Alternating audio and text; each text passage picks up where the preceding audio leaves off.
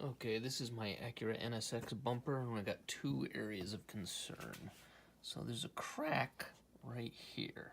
I don't know if that's coming through on the camera. Certainly don't want to push it any extra. That's the crack there. That's split, and it's even coming through. Yeah.